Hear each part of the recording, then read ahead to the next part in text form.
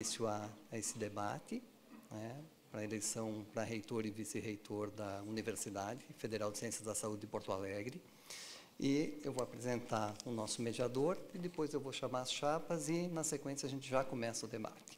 O nosso mediador é o professor Carlos Alberto Carvalho, que é jornalista, professor da URGS e da PUC e presidente emérito da UniTV, certo?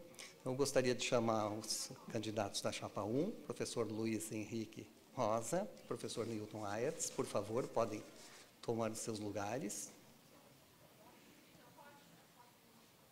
Esse professor aqui é Aerts? Aerts.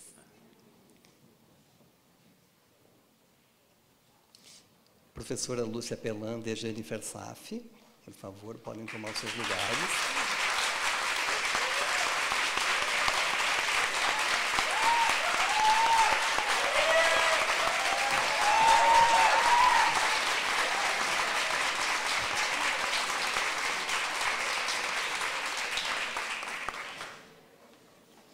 Que tenhamos um bom debate, então. Professor Carlos Alberto, por favor.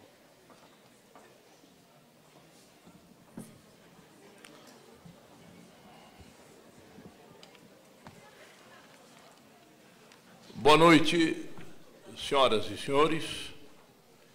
Eu registro, inicialmente, a grande satisfação que eu tenho em voltar, neste final de tarde, início de noite, aqui, na Universidade Federal de Ciências da Saúde de Porto Alegre, convidado que fui para mediar esse debate. É uma satisfação muito grande porque conheço a pujança desta universidade. Universidade que, embora no momento licenciada da UniTV, na qual eu sou o presidente emérito, realmente por mais de uma década teve uma atuação brilhante esta universidade no canal universitário de Porto Alegre. Daí a grande satisfação que eu tenho em atender esse convite, essa solicitação, e aqui comparecer para acompanhar, juntamente com as senhoras e os senhores, este importante debate, que tem por objetivo proporcionar que alunos, professores, funcionários, enfim, conheçam em detalhes, pelas respostas que serão dadas, conheçam em detalhes as propostas e os projetos das duas chapas que participarão desta consulta. Senhoras e senhores, apenas algumas informações preliminares, relembrando aquilo que todos já sabem. O debate será dividido em 4 blocos. No primeiro bloco, a apresentação das chapas. No segundo bloco, as perguntas entre as chapas. No terceiro, as perguntas da plateia, sendo 3 perguntas gerais para as duas chapas e 3 perguntas específicas para cada chapa. E encerrando, então, a manifestação final dos integrantes das duas chapas. As perguntas específicas, eu tenho essas informações e quero efetivamente transmitir às senhoras e aos senhores. As perguntas específicas devem ser feitas por escrito nos formulários que estão sendo distribuídos pelos integrantes da comissão de consulta em 2 situações, como todos já sabem. Até 5 minutos antes do início do debate, para a comunidade acadêmica em geral. E até o momento em que a chapa 2 estiver formulando suas perguntas à chapa 1, para o público que estiver no teatro. As urnas, como todos sabem, estiveram disponíveis para a comunidade acadêmica, em geral, até uma hora antes do início dos debates. Bem, eu quero solicitar à plateia, e faço isso porque é de praxe, porque eu tenho absoluta certeza que não seria necessário fazer esses lembretes. A plateia deve evitar, e eu solicito, a plateia deve evitar manifestações enquanto as chapas estiverem respondendo às perguntas que a elas são formuladas, ou enquanto as chapas estiverem fazendo as suas apresentações e manifestações finais. Tudo isso com um objetivo muito simples, muito claro, o objetivo de permitir que as duas chapas possam, da forma mais transparente possível, apresentar as suas propostas e os seus projetos. Bem, as pessoas presentes nessa sala, isso é um lembrete também, devem manter os seus celulares desligados. Eu, há poucos instantes, acabei de desligar o meu, que eu já ia quase esquecendo também. Eu informo também que não é permitida, e isso a comissão de consulta me passa essa informação, que eu transmito às senhoras e aos senhores, não é permitida a gravação de áudio ou imagens desse debate. Por quê? Porque esse debate já está sendo transmitido ao vivo e online. Não há, então, essa necessidade. Feito isso, meus amigos, nós passamos ao primeiro bloco, que é o da apresentação das chapas. Conforme o sorteio realizado no dia 3 de novembro, neste debate, inicialmente, a chapa 1 fará a sua apresentação, seguida pela apresentação da chapa 2. E cada apresentação terá, no máximo, 7 minutos de duração. Passo a palavra, portanto, à chapa 1 para fazer a sua apresentação. Em primeiro lugar, gostaria de saudar o professor Carlos Alberto, prazer tê-lo aqui como mediador hoje nesse debate. Saudar também a comissão de consulta que está organizando esse pleito e coordena essa atividade. Saudar as professoras Jennifer, professora Lúcia, que participam conosco nesse momento, os professores que estão aqui, alunos, técnicos, aqueles que nos assistem também nessa transmissão. Para nós, é uma grande alegria estarmos aqui hoje participando desse processo. Tudo que temos vivenciado ao longo dos últimos dias, diante da possibilidade de discutirmos ideias para o futuro da nossa universidade, com a comunidade, a partir do nosso jeito de fazer a gestão, daquilo que acreditamos, das nossas convicções, é uma oportunidade ímpar.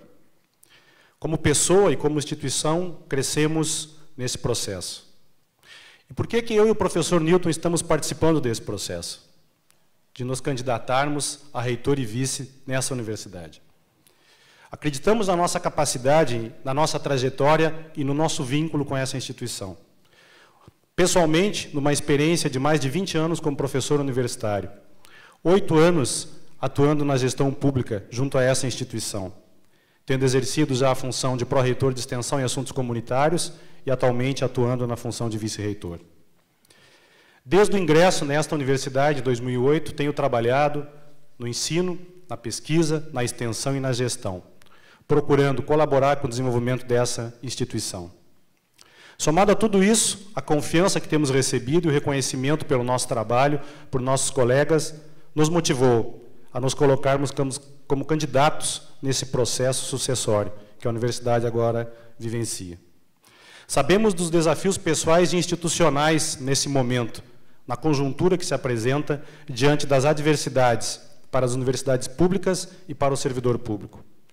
Isto, contudo, não nos afasta, não nos intimida no sentido de assumirmos essa posição e a convicção de podermos colaborar fortemente com o futuro da nossa universidade.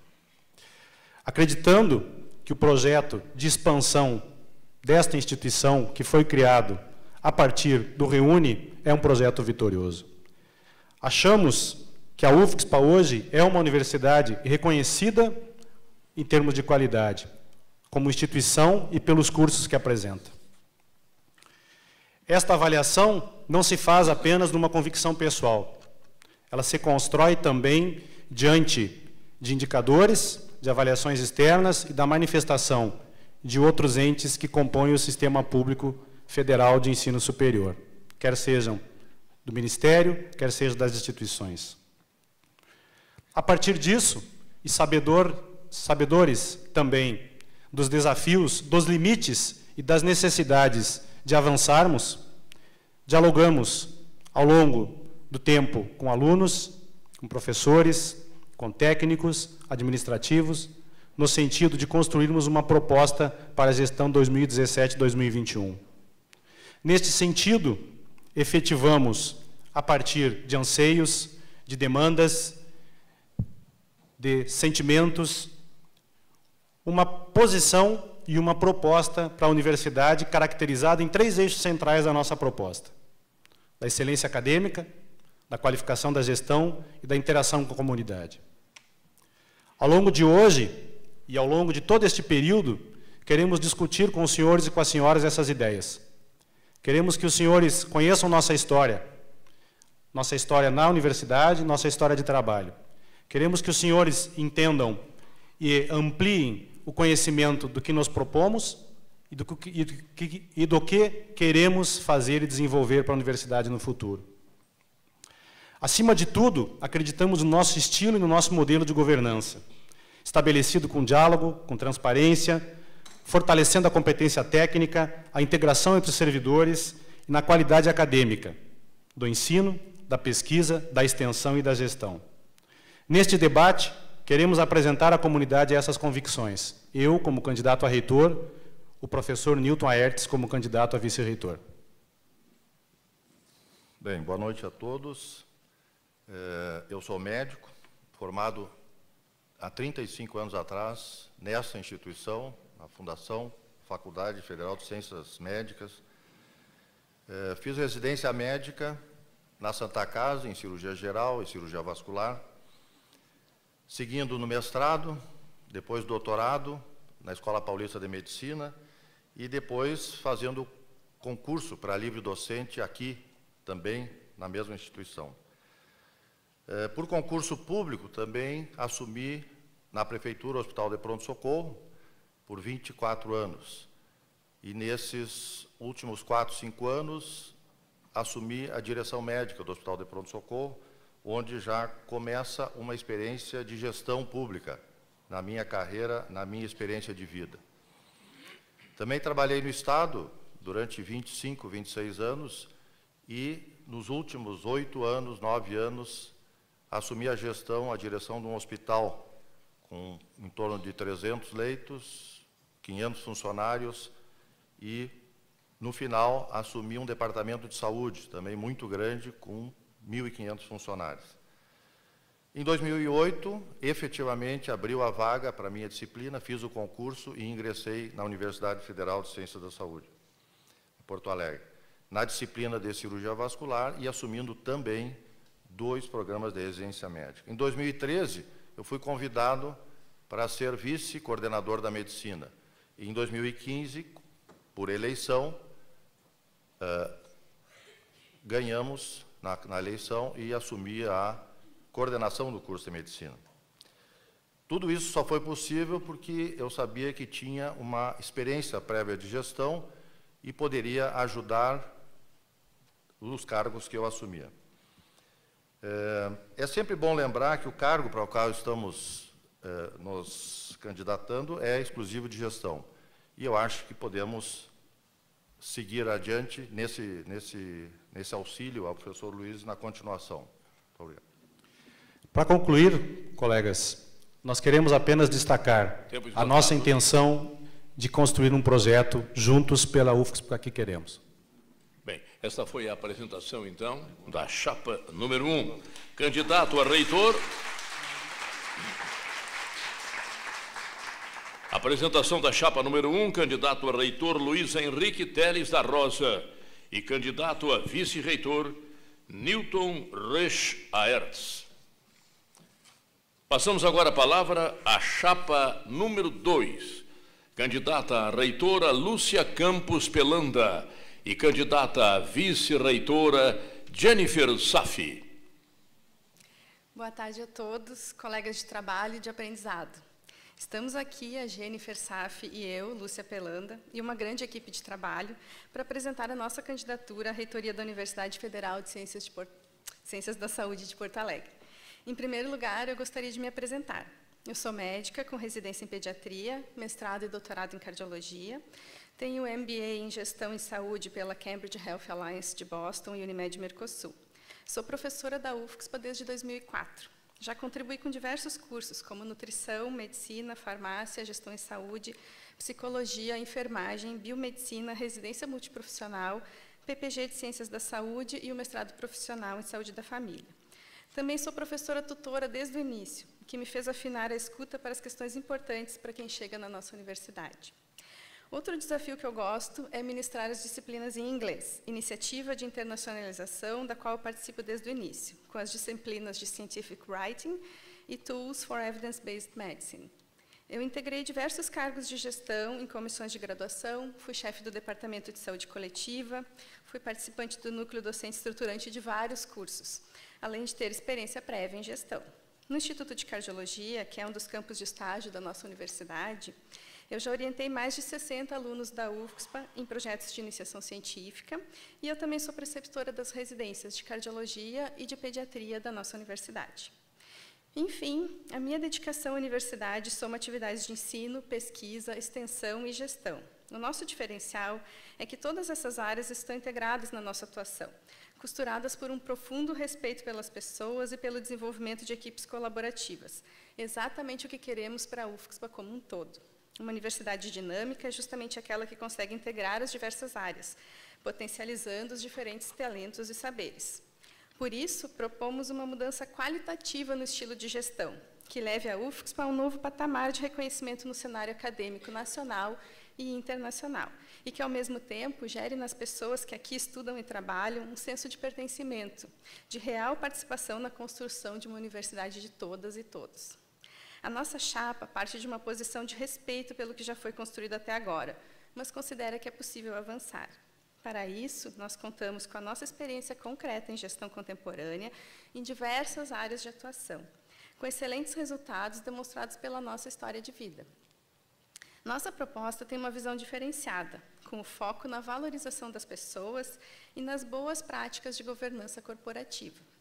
As pessoas são a razão de ser da universidade. São elas que constroem a UFSPA. Elas buscam, produzem e compartilham o conhecimento. Por isso, propomos a gestão estratégica de pessoas, com mapeamento e valorização das competências dos discentes, docentes e técnicos, para combater o desperdício de talentos e a fuga de cérebros.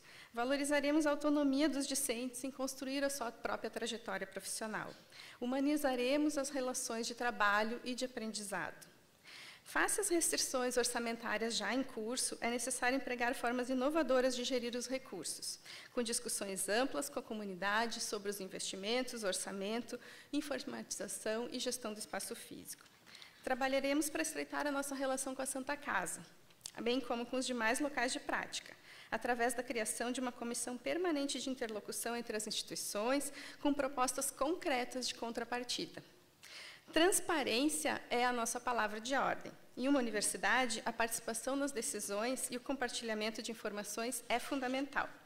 Por isso, afirmamos que a reitoria não é uma gerência, é uma liderança que oportuniza o crescimento acadêmico e pessoal de todos os seus integrantes. Incentiva a capacitação, a pluralidade de ideias e o aprendizado da cidadania. Boa tarde a todos, eu sou a Jennifer Saf, farmacêutica formada pela URGS, com doutorado em bioquímica também pela URGS. Eu atuo no ensino há mais de 15 anos aqui na UFSPA desde 2009, lotada no Departamento de Ciências Básicas da Saúde, dando aula de bioquímica. Eu integrei o grupo de trabalho que estruturou o curso de toxicologia analítica dessa instituição e fui a primeira vice-coordenadora desse curso. Mais recentemente, atuei na criação do programa de pós-graduação em biociências, onde também atuo como coordenadora neste momento.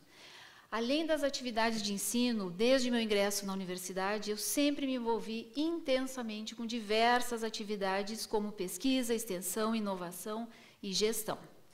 Participo da Comissão Técnica Nacional de Biossegurança, vinculada ao Ministério da Ciência, Tecnologia, Inovação e Comunicação, agora, que presta apoio técnico e assessoramento ao governo federal sobre a Política Nacional de Biossegurança de Organismos Geneticamente Modificados. Minha maior motivação por estar aqui hoje, integrando a proposta da Chapa 2, junto com a Lúcia, é por perceber que, apesar do visível crescimento da nossa instituição, como já foi mencionado aqui, do ponto de vista de prédios e cursos, nós podemos ser ainda melhores. Podemos descentralizar a gestão, podemos atuar numa gestão articuladora de ações produtivas por toda a comunidade.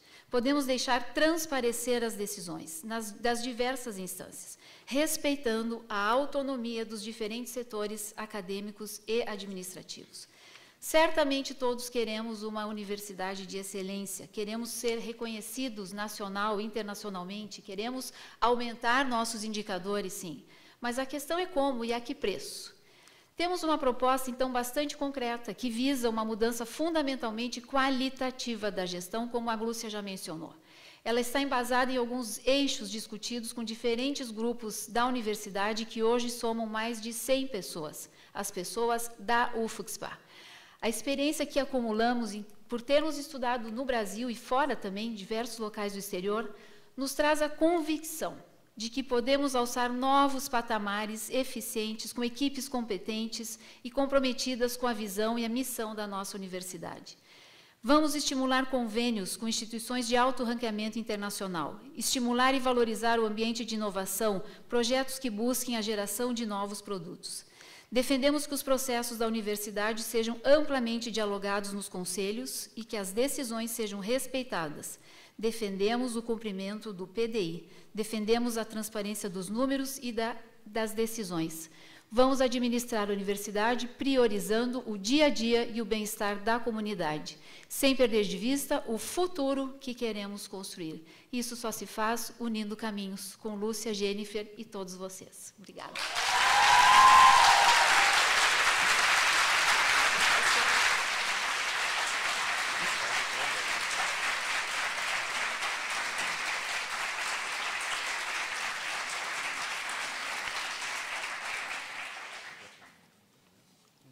Está encerrado, portanto, o primeiro bloco desse debate.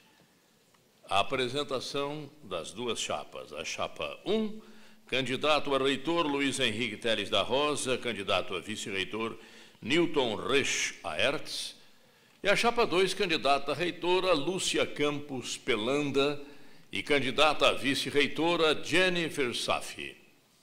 Meus amigos, o debate está agora entrando no seu segundo segmento, no seu segundo bloco. É o bloco das perguntas entre as chapas. Cada chapa irá formular 2 perguntas.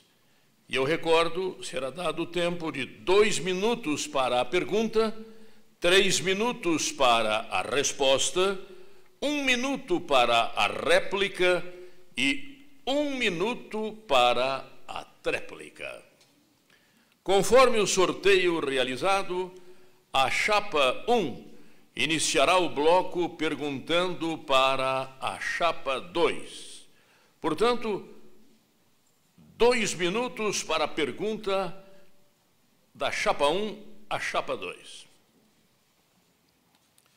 Bem, a pergunta que eu dirijo à chapa 2 está associada ao cenário que nós enfrentamos hoje dentro das universidades e a questão também relacionada ao orçamento e distribuição de pessoal, vinculada à própria PEC, que está em discussão, passado pela Assembleia, agora junto ao Senado.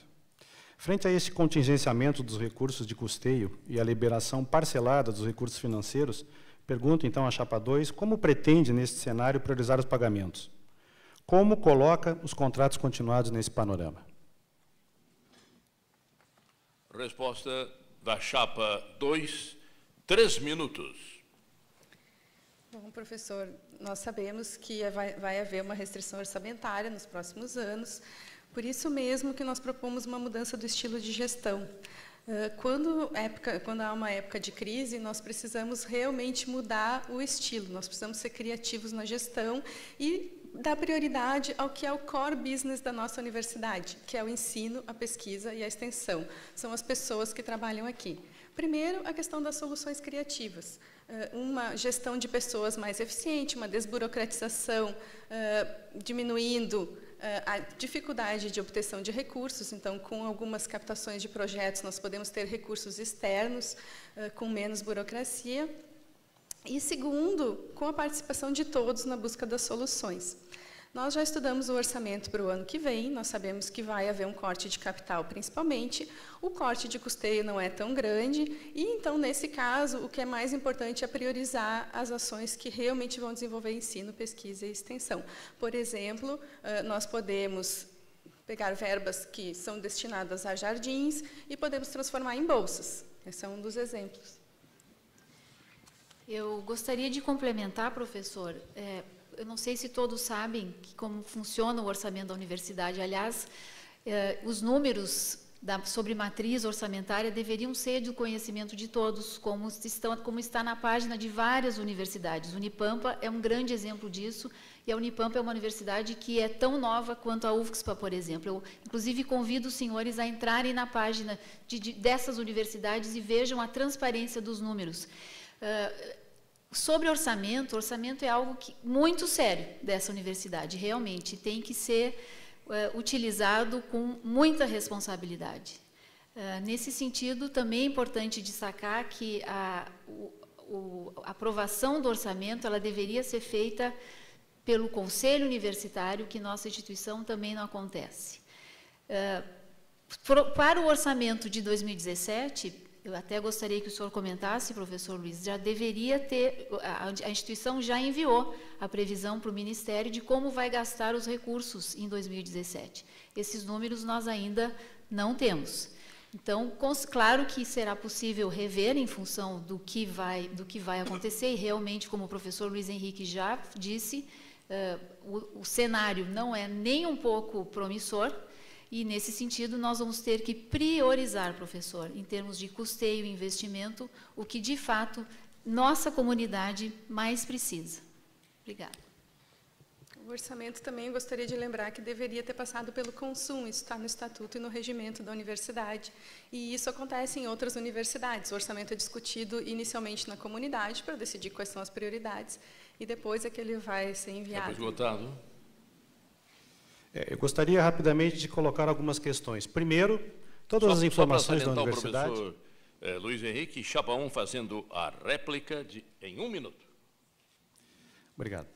Eu gostaria só de salientar, em primeiro lugar, os dados da instituição, eles constam no relatório de gestão disponibilizado à comunidade, inclusive nesse quesito orçamentário, assim como os dados constam na página da transparência.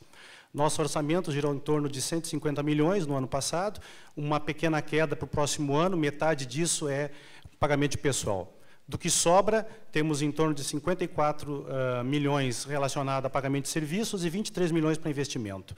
Serviços continuados, é importante que se esclareça, são os contratos que mantêm a universidade funcionando. Serviço de limpeza, serviço de vigilância, serviço de manutenção, e são essenciais para que uma universidade possa funcionar e atender adequadamente a sua comunidade. Temos priorizado 2 elementos que consideramos importantíssimos para o funcionamento da instituição: as bolsas dos alunos e os serviços continuados no pagamento, não restando, neste quesito, nenhum tipo de atraso nos últimos anos, e assim continuará sendo. Chapa 2 faz a tréplica também em 1 minuto. Com certeza, professor. Esses serviços que mantêm a universidade funcionando, esses são prioridade. Luz, pessoal terceirizado, limpeza, segurança, esses serviços, obviamente, já são previstos. O que nós estamos falando é da questão de transparência, realmente. Por exemplo, tem várias universidades que isso está no site, inicialmente é bem fácil de encontrar. E a gente está falando do orçamento de 2017, não dos passados. Esse é que já deveria ter sido discutido conosco. Em relação aos números que o professor Luiz também acabou de mencionar, é importante dizer que a matriz orçamentária é diferente do que é o que a gente recebe em custeio e equipamentos e investimento. Ele é muito diferente, ele é em torno de 15 milhões, um pouco mais do que isso, com uma previsão de redução para o próximo ano. Então, esses números, sim, é que devem ser gastos com muita responsabilidade. Em relação a bolsas, de fato, grande parte do custeio, a mesma rubrica de custeio, poderia ser, inclusive, utilizada para até aumentar as bolsas, professor. Bem, essa foi a chapa 1 perguntando para a chapa 2. Agora, a chapa 2 pergunta para a chapa 1. E nós recordamos, pergunta 2 minutos, resposta 3 minutos, réplica 1 minuto e tréplica também 1 minuto. Bom, vamos manter o mesmo assunto, já que a Chapa 1 tem como bandeira a experiência em gestão. A gestão atual, dos quais os senhores fazem parte, no ano de 2016, só em 10 meses, já publicou 22 retificações de editais por erros internos, causando um prejuízo de R$ 5.831 aos cofres públicos. Devolveu recursos de pesquisa e extensão que não podem ser executados por questões de morosidade burocrática. Em apenas 3 projetos que nós tivemos conhecimento, foram R$ 1.500.000 devolvidos no ano de 2015, além de verbas dos programas de apoio à pós-graduação e da assistência estudantil. Gastou R$ 288.849 para a implementação de um programa de qualidade desenhado para a indústria, desconsiderando a existência de profissionais extremamente qualificados no nosso quadro de docentes e técnicos, para a realização de planejamento estratégico adequado às especificidades de uma universidade. Abriu licitações que ferem os princípios da administração pública de economicidade, como a de um jardim vertical, no valor de R$ 420.000, e R$ 38.000 para a decoração de Natal agora. Além disso, a falta de transparência, outros dos princípios da administração pública, é uma das características dessa gestão. Muitos membros da comunidade só ficaram sabendo da construção de um novo campus através dos jornais, por exemplo.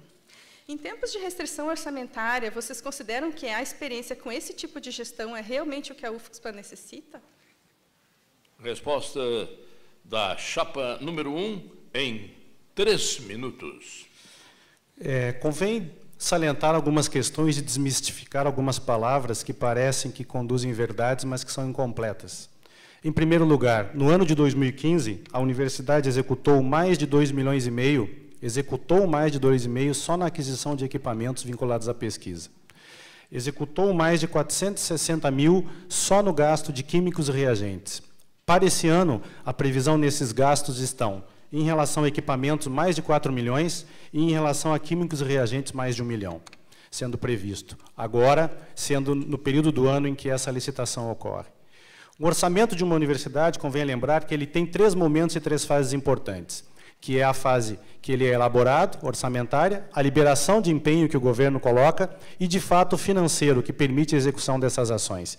E essa estratégia de trabalho da universidade deve ser de acordo com esses princípios e esses elementos, o que torna factível uma execução que tivemos no ano passado de mais de 90% do nosso orçamento.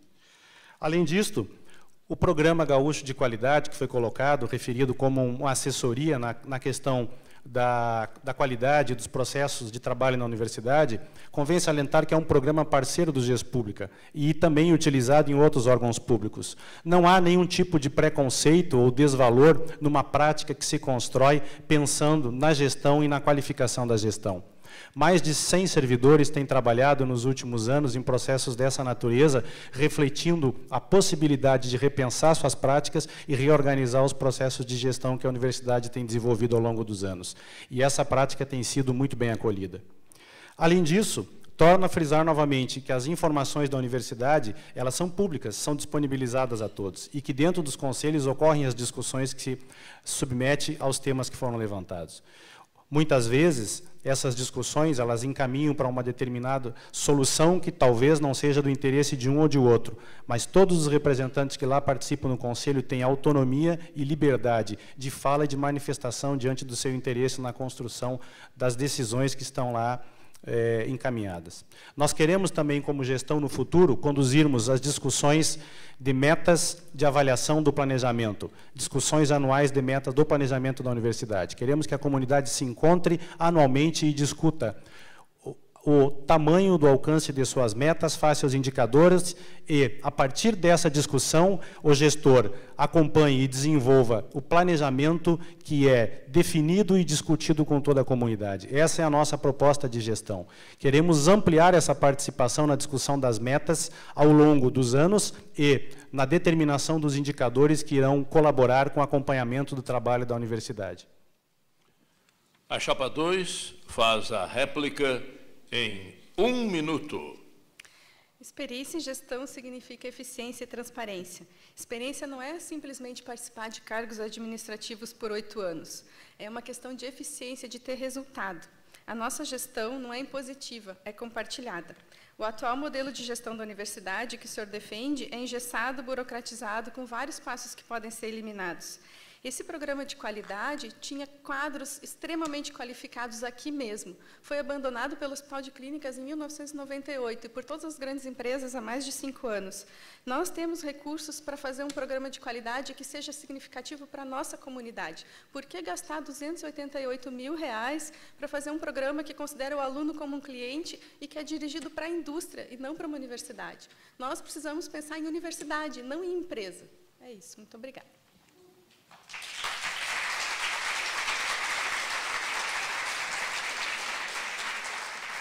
Chapa 1 faz a tréplica em 1 minuto. Em primeiro lugar, quero salientar o que eu informei anteriormente. Nossa execução orçamentária foi mais de 90% no ano passado. Isto coloca um indicador que está acima da grande maioria das instituições das universidades públicas brasileiras. Um outro elemento que eu gostaria de destacar é que o Programa Gaúcho de Qualidade, ele é um programa que hoje presta assessoria a órgãos públicos, ministérios, secretarias, e já prestou, inclusive, no governo anterior, assessoria a esses órgãos, sendo parceiro do GES-Pública e trabalhando intensamente na melhoria dos processos de gestão. Não existe uma gestão que é para A ou uma gestão que é para B. Existe um processo que cada universidade deve maturar.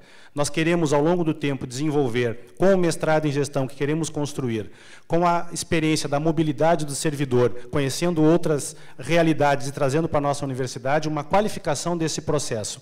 E, a partir da experiência que hoje temos, com a cobertura de um órgão que nos auxilia no desenvolvimento dessa atividade, ganharmos expertise, capacidade e assumirmos a forma que espraiamos em toda a universidade esse tipo de processo de gestão. Bem, em seguida, meus amigos, será a vez da chapa 1 fazer uma nova pergunta para a chapa 2.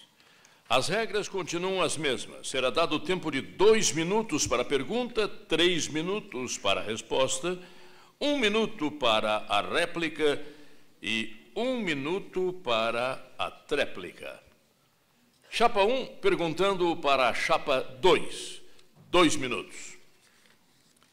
Bem, a discussão que tem se estabelecido até agora tem colocado a experiência da gestão como um elemento de discussão aqui no exercício da função, o vínculo com a universidade e as relações estabelecidas com a comunidade no exercício dessa atividade. Uma questão que tem sido colocada na comunidade ao longo do tempo, eu pergunto à chapa 2, é o vínculo da professora Lúcia com o Instituto de Cardiologia, tendo este espaço como seu endereço profissional, inclusive apresentado em seu currículo, e, ao longo do tempo, por que da não participação dela, por exemplo, num programa de pós-graduação em pediatria que a universidade trabalhou e discutiu recentemente, ou outras atividades vinculadas a essa área da pós-graduação, considerando o seu expertise e a sua capacitação e o seu currículo dentro dessa área? Professor, já que a pergunta é pessoal, então vou responder de uma forma bem pessoal. Eu considero o Instituto de Cardiologia e a UFSPA a mesma coisa, assim como a Santa Casa e a UFSPA são a mesma coisa. Os professores que estão na Santa Casa são professores da UFSPA. Lá no Instituto de Cardiologia, eu tenho um grupo de pesquisa multidisciplinar com alunos de vários cursos nossos. Eu já orientei mais de 60 alunos de iniciação científica e eu também recebo os residentes, tanto da pediatria, aqui do Santo Antônio, quanto da cardiologia, que as bolsas são da UFSPA também. Nesse tempo que eu tenho na UFSPA, que eu me dedico especificamente à graduação, que é uma coisa que eu adoro, a graduação, eu produzo muito mais do que é o exigido pelos relatórios. No relatório que a gente precisa entregar, que precisa ter 160 pontos a cada época de progressão, eu tenho 800 pontos, por causa da minha produção. E eu acho que é uma coisa de estar bem nos dois lugares, fazer bem os dois lugares, e justamente porque eu gosto muito do Instituto de Cardiologia, mas lá a minha equipe se desenvolveu muito bem, porque eu não sou centralizadora nem personalista, lá eles vão ficar muito bem sem mim, eu vou abrir mão de uma coisa que eu gosto muito, porque eu quero dar essa contribuição para a UFSPA por 4 anos, e depois eu vou voltar, assim, para o meu lugar, porque eu acho que os dois lugares se complementam, eu não vou deixar de ser médica, eu não vou deixar de ser professora, e eu não vou deixar de fazer pesquisa nem extensão. Além disso, eu queria só corrigir também um pouco o que o senhor falou, que eu nunca contribuí por pós-graduação aqui. Eu já dei aula no pós-graduação de Ciências da Saúde, no qual eu tentei ingressar, mas não foi possível. Eu ajudei a montar a proposta do PPG de Ciências da Reabilitação, eu contribuí com a minha experiência lá. E agora eu sou professora do mestrado profissional em saúde da família também. Então, eu tenho contribuição no pós-graduação também, além de dar aula na residência multiprofissional, e sempre que me chamam, eu contribuo, sim. Posso só complementar? O cargo de tem ainda 1 minuto. 1 minuto. Então, professor, também é bom lembrar que o cargo de reitor, ele é um cargo de dedicação exclusiva. Então, automaticamente, por uma exigência, inclusive, nossa aqui, legal, a doutora Lúcia vai sair do Instituto de Cardiologia e vai ficar aqui em termos de dedicação exclusiva. Eu não entendo o porquê, a dúvida. Diz no nosso estatuto que o cargo de reitor é exercido em regime de dedicação exclusiva. É isso que eu pretendo fazer. Perfeito.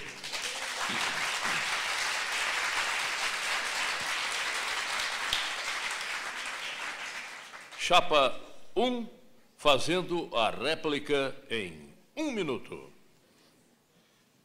Certamente, todos nós construímos nossa história dentro da instituição e a possibilidade de atuarmos e participarmos de projetos complementares àquilo que fazemos faz parte do desejo e da trajetória que cada professor, que cada técnico faz no seu trabalho. Eu destaco alguns elementos que eu acho importante, como eu dizia, da pós-graduação e da possibilidade de termos alunos aqui produzindo e sendo orientados dentro dos nossos programas, colaborando com o desenvolvimento da pesquisa aqui na nossa instituição e colaborando também com o fortalecimento de alguns programas, como eu destaquei no caso da pediatria, um projeto que foi discutido, bastante desenvolvido por professores nossos aqui da casa. Então, quando nós discutimos a questão de colaborar com a comunidade, de alavancarmos as experiências vinculadas à pesquisa e também à pós-graduação, eu destaco esse elemento. A real situação e vínculo do professor no exercício dessas atividades e o quanto ele contribui e se mantém efetivamente contribuindo nesses projetos. Sabe o que eu acho mais engraçado? Ops, desculpa. Tem que me dizer. Posso falar? É a chapa 2 fazendo a tréplica de 1 minuto também. Obrigada. O que eu acho mais engraçado é que a minha história é muito parecida com a história de todo mundo. Simplesmente não me perguntaram. Eu fui subestimada nas minhas capacidades. Por exemplo, na questão da gestão, nunca me perguntaram qual era a minha formação em gestão. Nunca me perguntaram qual era a contribuição que eu podia dar. Claro que eu sempre dei a contribuição máxima que eu podia em todas as congrades NDEs. Quem está aqui participa dessas instâncias sabe o quanto eu participo, o quanto eu me dedico, o quanto eu visto a camiseta, o quanto eu amo essa instituição. Então, eu acho muito engraçado, porque simplesmente nunca me chamaram. Sabe quantas vezes me chamaram na reitoria? 2 vezes para me dar uma bronca, para dizer que eu tinha feito uma coisa errada. Nunca para me elogiar e dizer que eu tinha feito uma coisa certa. E eu acho que essa história é simplesmente a história de todo mundo aqui. Quantas vezes vocês foram chamados para ser elogiados e valorizados por alguma ideia inovadora, algum projeto, alguma proposta para a universidade?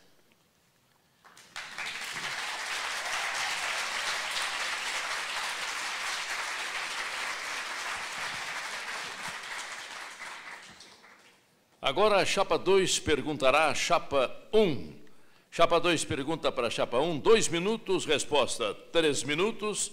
Chapa 2 na réplica 1 minuto e chapa 1 na tréplica também 1 minuto. Professor, o nosso foco são as pessoas e elas nos preocupam muito. Nos últimos 6 anos, 57 professores e 57 técnicos solicitaram cedência, exoneração ou redistribuição. Entre os alunos, o abandono em 2015 chegou a 64%, com uma média de 30% de evasão. Mesmo no curso que tradicionalmente nunca tem evasão, a medicina, houve uma evasão significativa em 2015. Nós realizamos um mapeamento desses casos, porque eu era professora dessa turma, e os alunos relataram estar saindo da nossa universidade por falta de assistência estudantil. Essa fuga de cérebros custa muito caro. Caro para a saúde de quem permanece, caro para o nosso projeto de ser uma universidade acolhedora e humana, um modelo de saúde. Também custa caro em termos monetários. De acordo com uma estimativa do Andifes, a evasão de discentes representa uma perda significativa na matriz orçamentária. Na proposta de gestão apresentada pela chapa de situação, há menção à valorização e reconhecimento dos servidores no trabalho, assim como o desenvolvimento de um programa para promover a permanência do discente. No entanto, ainda em 2015, a atual gestão respondeu em documento aos técnicos que seria impossível implementar uma pró-reitoria de gestão de pessoas. Durante os últimos 8 anos, também não planejou, nos novos prédios, nenhum local de convívio ou mesmo local para um restaurante universitário, ou novas formas de assistência estudantil. Como agora a gestão atual, que é representada pela Chapa 1, pretende frear a debandada de talentos da UFSPA? E o que mudou nesse período de eleições para que agora essas ações constantes em seu programa sejam possíveis? A Chapa 1 responde em 3 minutos. Obrigado pela pergunta, professora. Eu e o professor Newton, na construção da nossa proposta, como falávamos no início, entendemos que a universidade, como dizíamos, avançou em muitos aspectos e precisa melhorar em outros tantos. Alguns elementos que nós colocamos na nossa proposta, nós temos a convicção que são possíveis de serem desenvolvidos e que vêm ao encontro da demanda que a universidade hoje apresenta. Uma questão importante tem a ver com a Pró-Reitoria de Gestão de Pessoal, que nós temos a convicção da necessidade da implantação dessa pró-reitoria hoje no atual cenário. E apresentamos para a comunidade isso como uma proposta em nossa proposta. Além disso, temos também uma série de itens que estão associados a esta questão, dimensionando uma política associada à reavaliação dos processos de capacitação e qualificação dos servidores como um todo, de acompanhamento e treinamento dos servidores, por isso enfatizamos a questão da possibilidade do mestrado em gestão, do programa de mobilidade, de reavaliarmos a partir de uma colaboração com a CIS as características do programa de treinamento que tivemos ao longo dos anos sendo construído e tendo que ser repensado diante da necessidade de revermos a universidade a partir do seu tamanho e da sua realidade hoje. Achamos também importante e necessário que esse programa que foi citado, de avaliação da permanência do aluno, ele aconteça de forma a monitorar o aluno ao longo da sua trajetória, na sua chegada, no seu acolhimento, no seu processo pedagógico como um todo. O indicador de 30% que a professora coloca, diante de uma média nacional de 60%, considerando o curso da saúde, me parece um indicador bastante baixo. Independente disso, nós temos que construir ações no sentido que ampliem a permanência do nosso aluno, relacionada à reestruturação do nosso sistema acadêmico, pensada na flexibilização da forma como ele é instituído, trabalhando as disciplinas de base comum, avaliando e repensando as disciplinas que apresentam maior retenção e apresentando possibilidades que essas disciplinas possam ser ofertadas em outro momento para os alunos. Mas essa discussão como um todo, ela não acontecerá de cima para baixo definida pelo reitor. Ela deverá acontecer numa integração com cada NDE, cada congrade dos cursos, que tem, na verdade, a capacidade de estabelecer como esse projeto acadêmico se desenvolve e as opções que esse projeto acadêmico vai se desenvolver. Então, achamos importante esse diálogo com esses setores no sentido do reforço e do preparo e da qualificação desses cursos para o futuro. A Chapa 2 faz a réplica em 1 minuto. Eu quero dizer que há 4 anos atrás eu ouvi esse mesmo discurso, professor. E quero dizer que o simples fato de se perder talentos para universidades próximas já deveria ter ligado o sinal de alerta da universidade. Há 4 anos atrás, talvez até há mais de 4 anos atrás. O reconhecimento e a valorização dos servidores técnico-administrativos e também passa pelo uso maximizado de suas potencialidades aqui da universidade. Pelo aproveitamento de talentos, saberes em locais que eles possam atingir satisfação pessoal, professor, e profissional, além de executar suas funções como servidores públicos. Passa também por uma assistência estudantil adequada, com a escuta das necessidades dos estudantes, com a semestralização, sim, como novamente mencionada, e autonomia de matrícula. A UFSPA não pode mais perder talentos. Por menor que sejam esses números, precisamos ficar com todos os nossos talentos, são todos importantes, o número, e que seja 30%, professor, é demais. Tempo esgotado. Bem.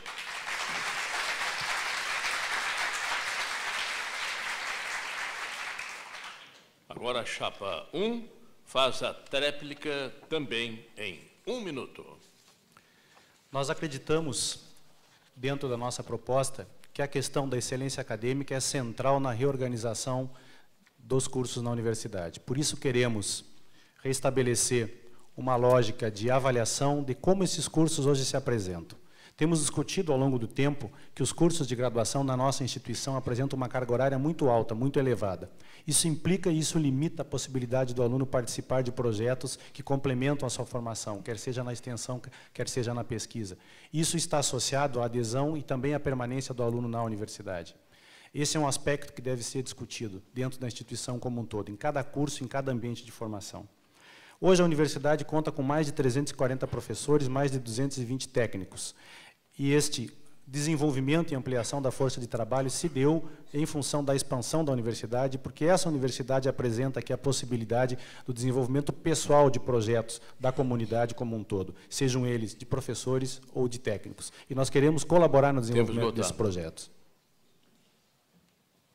Bem, nós chegamos ao final deste segundo bloco. O prazo para a formulação de perguntas específicas às chapas pela plateia já foi encerrado. Eu já vejo aqui ao meu lado as 3 urnas. E nós vamos dar início, então, ao terceiro segmento deste debate. Perguntas da plateia. É a terceira parte do debate. Serão sorteadas, meus amigos, 3 perguntas gerais. Vejam bem, 3 perguntas gerais que as 2 chapas responderão. As respostas de cada chapa durarão, no máximo, 3 minutos. E, conforme o sorteio realizado no dia 13 de novembro, a chapa 1 iniciará as respostas. Eu quero tirar, então, a primeira pergunta geral da urna, que é marcada por perguntas para ambas as chapas. Vamos tirar aqui. Eu vou ler a primeira pergunta geral, que é dirigida às 2 chapas. E a chapa 1 vai responder primeiramente. Muito bem. Camila Barbieri é discente. Curso de medicina. E a pergunta, vamos ver qual é.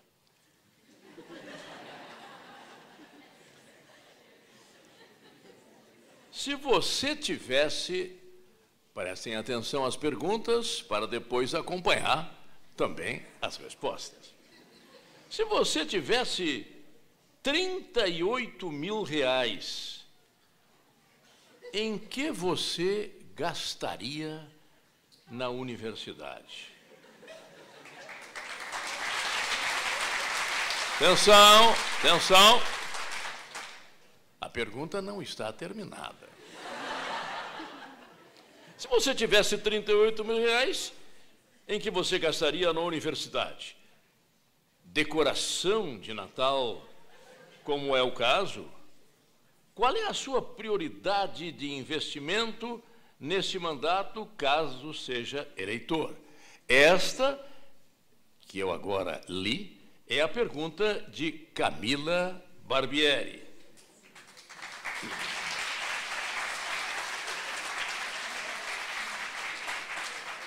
A chapa 1 responde a primeira pergunta geral. Camila, obrigado pela pergunta. Eu gostaria de destacar alguns elementos que são importantes na construção do que a Camila nos indaga. A universidade tem, ao longo do tempo, e eu fiz essa referência anterior quando perguntava, trabalhado na priorização de 2 elementos que consideramos essenciais para o bom funcionamento da instituição. Um são as bolsas dos alunos e outro são a manutenção dos serviços continuados que atendem a comunidade, que não é luz, mas que é a limpeza, a manutenção, a vigilância, o apoio, que são essenciais para que a universidade possa funcionar e de uma forma qualificada para atender os projetos, os cursos, os servidores da instituição. Ao longo dos últimos anos, temos conseguido manter esse foco e, mesmo diante da crise e das dificuldades, todos os pagamentos têm acontecido de forma correta. Não temos passivo relacionado a devedores, como outras tantas universidades apresentam. Temos também um gasto que chega de execução 92% no ano passado do PROEST, 90% do orçamento geral da universidade de execução e, como eu citei anteriormente, um gasto relacionado especificamente à pesquisa de recursos da universidade em termos de equipamento, mais de 1 milhão. Investimos ao longo dos anos na criação de um prédio de mais de 20 laboratórios, com a sua estruturação, aquisição de equipamentos e adequação do mesmo, no sentido de oferecer para a comunidade melhores instalações de trabalho. Achamos, apesar de todo esse avanço, que nós temos que melhorar alguns aspectos. E achamos também que, do ponto de vista do desenvolvimento do projeto da universidade, enquanto planejamento estratégico, nós queremos reforçar a participação da comunidade na definição e no acompanhamento das metas. Por isso, me referi anteriormente à questão dos ciclos anuais de avaliação do planejamento. Nós queremos que a comunidade se debruce e discuta quais são as metas que entende como sendo prioritárias e que o gestor estabeleça, a partir desse entendimento, o segmento das metas e a destinação de recursos e esforços para que esse planejamento se torne adequado e seja executado. Isso, para nós, é importante como estratégia de ampliação da participação da comunidade e que a comunidade esteja efetiva na execução desse planejamento. Achamos necessário criarmos uma interlocução mais próxima para a comunidade, no sentido dessa definição, tanto dos gastos, quanto do funcionamento, de como cada setor da universidade se coloca. Diante disso, eu diria para a Camila que essa questão do valor colocado deve se ater a essas prioridades, e deveria ser essas prioridades, e como reitor, é essas prioridades que pretendemos trabalhar.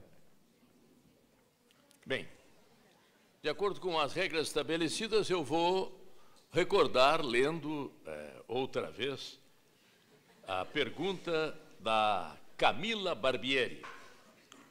Se você tivesse 38 mil reais, em que você gastaria na universidade? Decoração de Natal, como é o caso? Diz a Camila.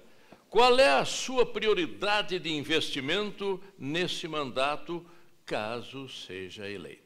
Pergunta formulada por Camila Barbieri, agora para a resposta da chapa 2.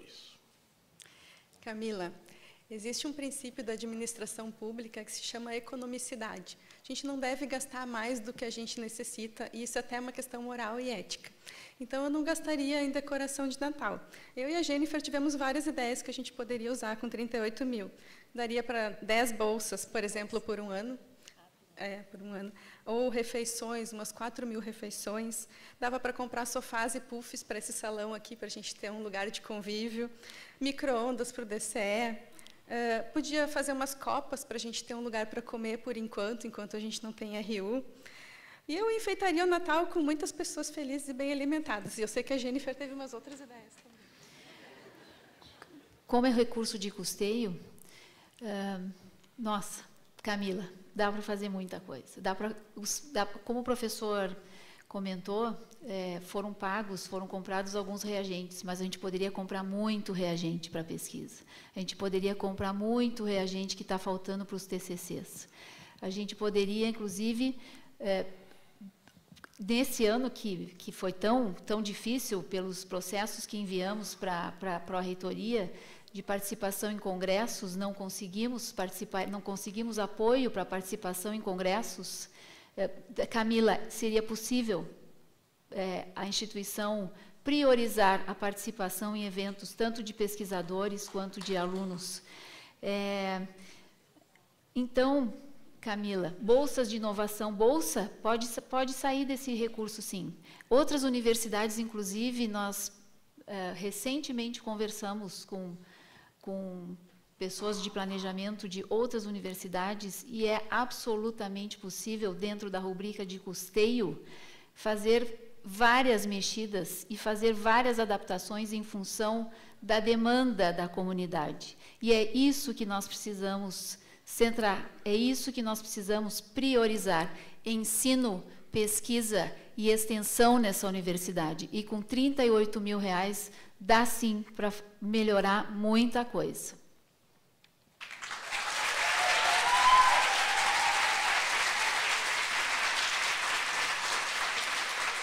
Está encerrada a resposta. Não, porque não gastaram o tempo todo. Ainda teriam 45 segundos. Bom, vamos à segunda pergunta geral, que vai ser retirada da urna marcada perguntas a ambas as chapas. Está sendo retirada ali a pergunta. Está aqui. Obrigado.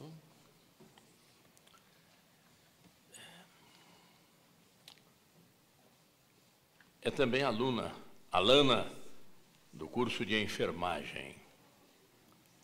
Bem, felizmente mesmo que de forma ainda pouco expressiva, a diversidade cultural e a inclusão social vem se apresentando ao meio acadêmico.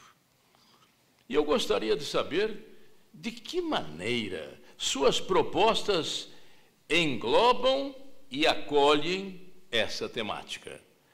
É a segunda pergunta geral, que merecerá agora a resposta da chapa 1 em 3 minutos.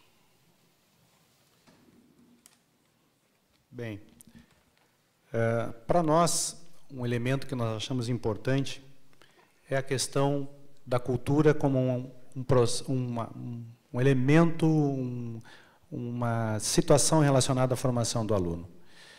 Quanto pró-reitor de Extensão e Assuntos Comunitários, nós tivemos a oportunidade de trabalharmos no desenvolvimento de projetos e ações que construíram e implantaram na nossa universidade o núcleo cultural, a agenda cultural e uma série de outras atividades dentro dessa realidade. Nós trabalhamos sempre no sentido de procurarmos fortalecer essas manifestações na UFSPA e o caráter plural como ela se coloca. Dentro da nossa proposta, achamos necessário e colocamos a valorização da cultura como um elemento central na formação do aluno, devendo fazer parte das atividades que estão relacionadas ao processo pedagógico desse aluno, ao projeto pedagógico desse aluno.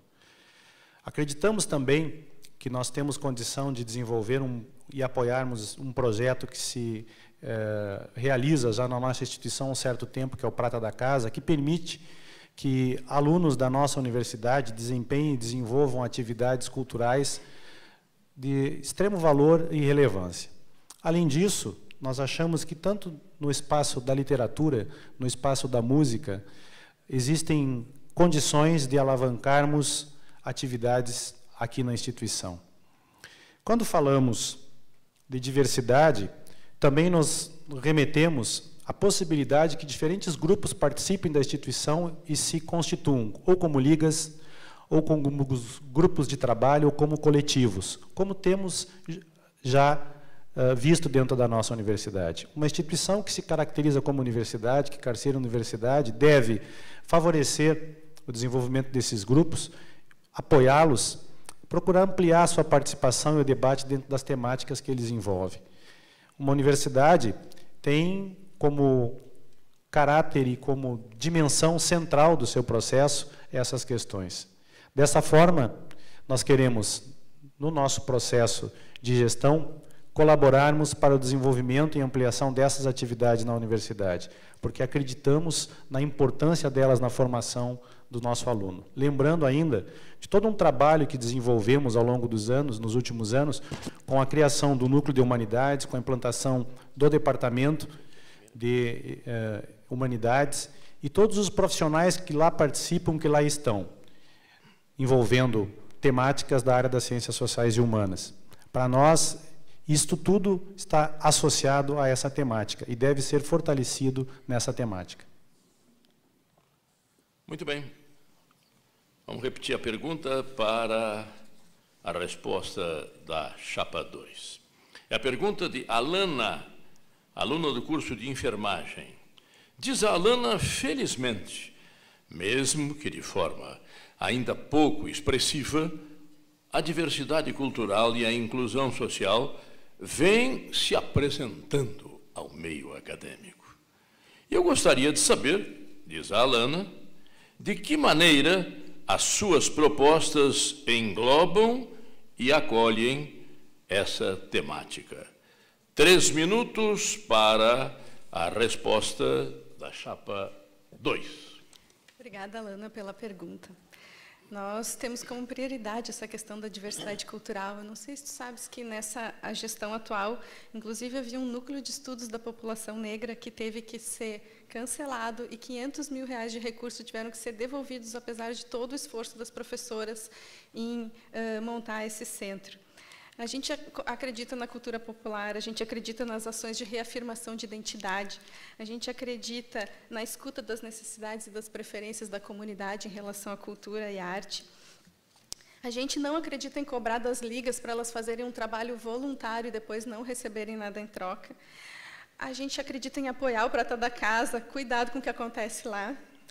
E, em questão de inclusão social, é muito importante também a gente pensar que isso inclui acesso à informação, acesso à difusão das manifestações artísticas e culturais, acesso a ações de educação esportiva, recreativa e de lazer. Lazer a gente não tem nem lugar.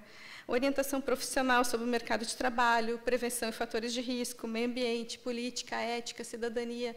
Todas essas coisas acho que estão incluídas e, com a participação de todos, com a ajuda de vocês e com a tua ajuda, Alana, a gente pode construir uma proposta participativa para a área de arte e cultura, identidade cultural e inclusão social. Obrigada.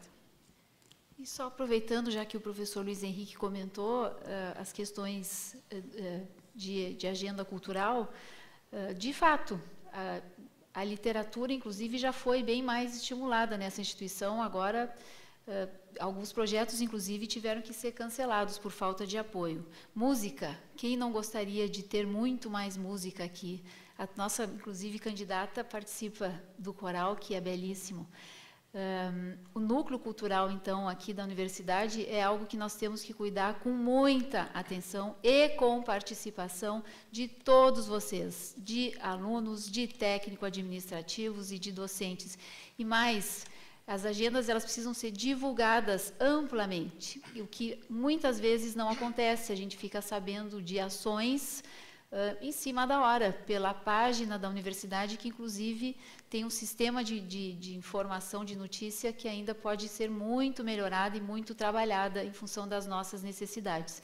Então, de novo, como nós viemos reiteradamente comentando, tudo é uma questão de melhorar os nossos canais de comunicação, conhecermos melhor as necessidades da nossa comunidade e aí sim fazermos ações em prol da nossa comunidade. E música, eu apoio também fortemente, porque sou uma grande amante de música, e música com saúde tem tudo a ver.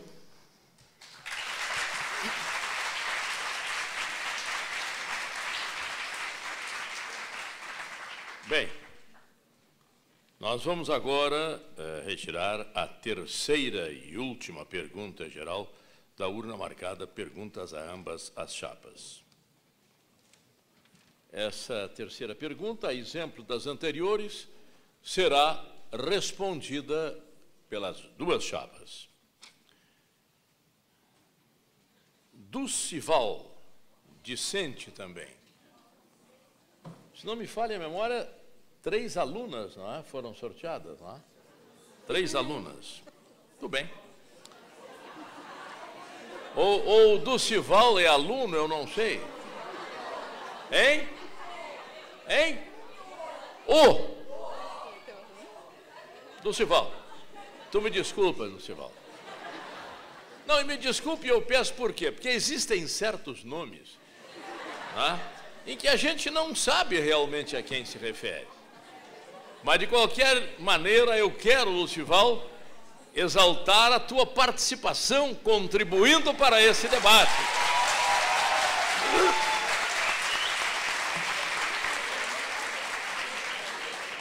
Muito obrigado, Dulcival. É do curso de biomedicina, é isso? Noturno. Bem, diz o Dulcival: quanto a projetos estruturais, o que impede a abertura para a consulta da comunidade acadêmica antes da aprovação e assinatura de licitações. É isso, né, Lucival? Bem, então, esta é a pergunta que será...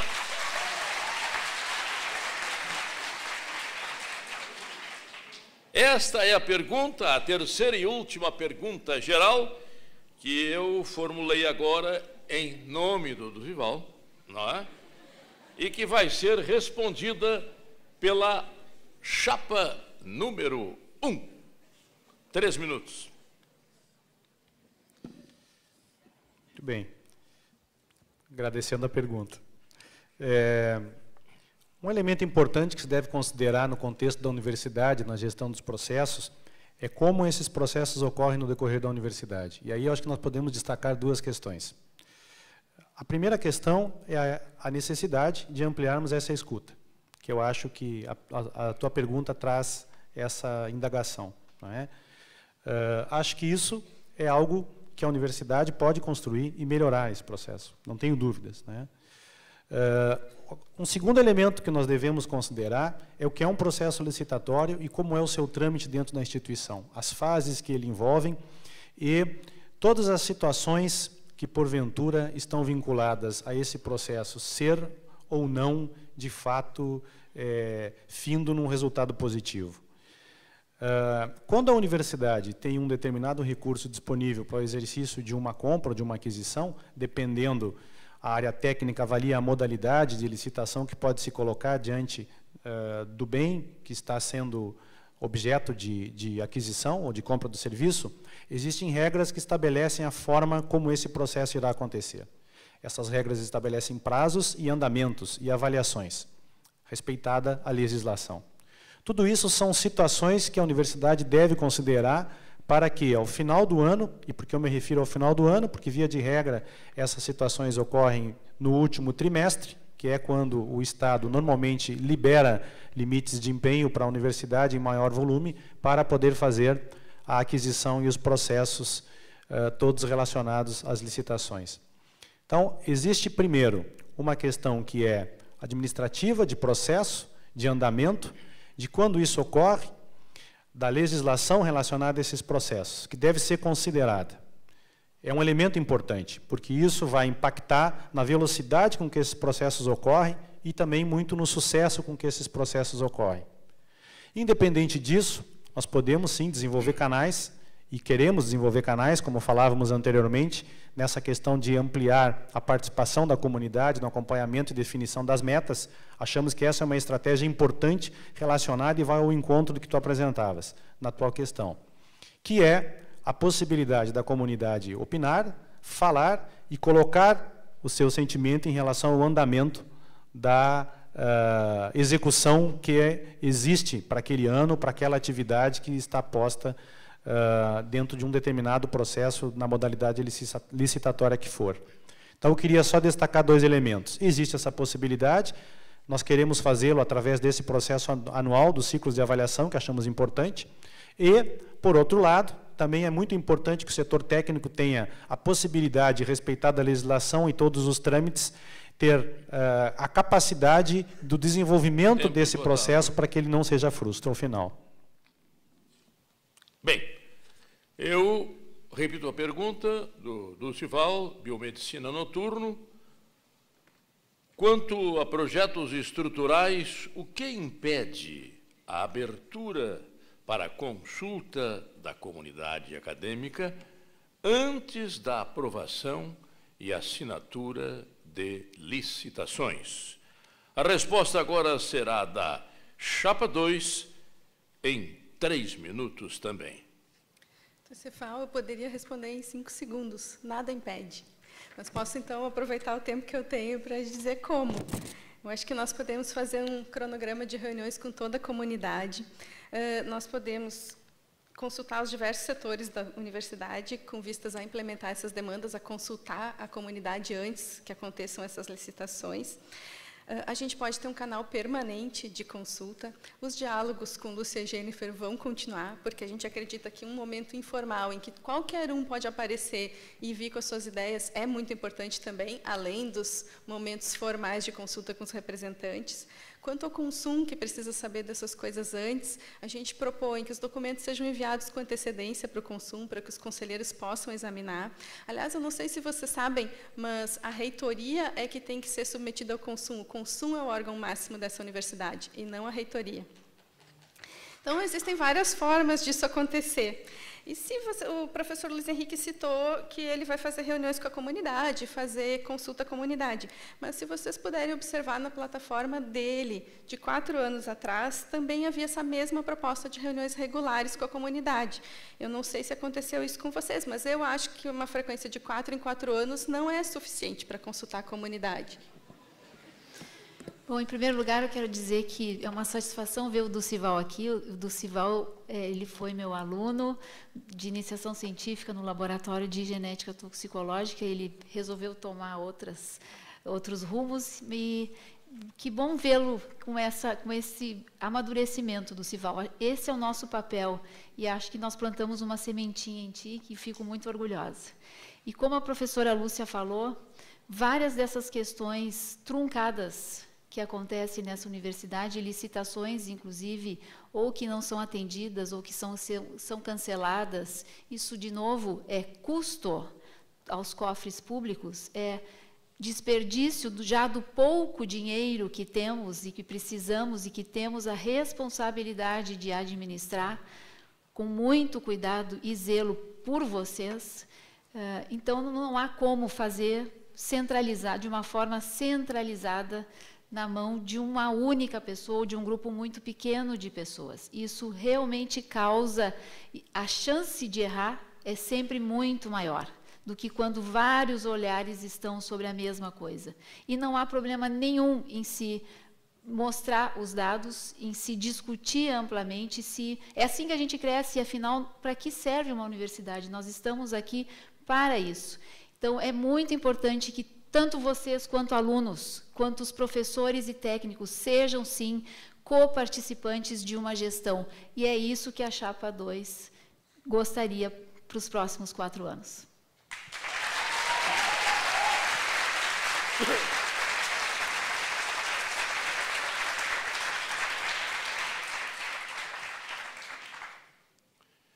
Bem, nós vamos passar agora, dentro desse segmento, para as perguntas específicas da plateia, sendo 3 perguntas dirigidas a cada uma das chapas. Cada chapa terá 3 minutos para responder a cada uma das perguntas.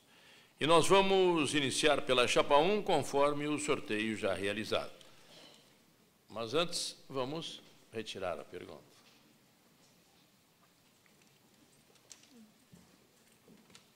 Muito obrigado. Gabriela Flores, discente também. Ela é de informática biomédica, é isso, né? Bem, diz a Gabriela, uma das propostas presentes no panfleto, é que agora tem que interpretar um pouco, né? Uma das propostas presentes no panfleto da chapa, e ela não diz qual é a chapa, qual é a chapa? 1. Mas esqueceu um aqui. Tá? Mas então eu aceito a complementação. Uma das propostas presentes na proposta da chapa 1 é implantar a avaliação por habilidades e competências para toda a graduação. E eu gostaria que a chapa explicasse um pouco melhor a proposta e como pretende colocá-la em prática. É a pergunta de Gabriela Flores, aluna de informática biomédica, para a resposta da chapa 1 em 3 minutos. Obrigado pela pergunta. Um elemento que nós achamos importante dentro da questão acadêmica passa pelo processo pedagógico que envolve as questões de avaliação. Nós queremos estabelecer na universidade um processo de discussão de como isso ocorre hoje. Nós temos, primeiro, uma norma que define um determinado procedimento para acontecer em termos de avaliação na universidade, determinando que devam existir pelo menos 3 avaliações semestrais que o aluno deva se submeter. Achamos que é importante que a comunidade discuta se esta norma deve continuar sendo balizadora de como isso ocorre nos cursos e nas disciplinas. Além disso, nós achamos necessário que o processo de formação do docente, de capacitação do docente, incorpore uma melhoria nas discussões dentro desse tema. Porque, de uma forma geral, nós somos alçados à função de professor, sem uma formação pedagógica maior ou mais ampliada. Achamos que o programa de formação e capacitação docente deva ser reforçado e trabalhado no sentido de dar condições para que esse tipo de temática se desenvolva. Além disso, quando nós discutimos questões relacionadas a conhecimentos e habilidades que cada profissional deve possuir no exercício da sua função, da sua atividade, nós nos deparamos com demandas que devem ser discutidas na disciplina, trabalhadas e acompanhadas pelo professor ao longo do exercício dessa função.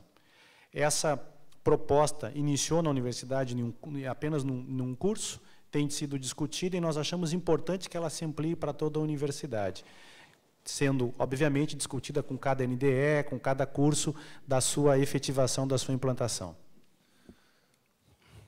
Bom, o reitor fala e trabalha, o vice só trabalha, né? Um dos exemplos é que a gente está fazendo na Congrade da Medicina, por exemplo, e aí a gente passa para outros cursos que pode ser, que é a implantação da necessidade das disciplinas definirem habilidades e competências que os alunos da medicina têm que desenvolver até o final. Outra é a criação do laboratório de simulação, que foi inaugurado hoje, onde os alunos da medicina, que hoje se formam muitos sem atender uma parada cardíaca, na prática, a partir de agora, vai ser definido que eles vão atender 4, 5, 6, 10 paradas cardíacas para receber o diploma. Isto é a prática.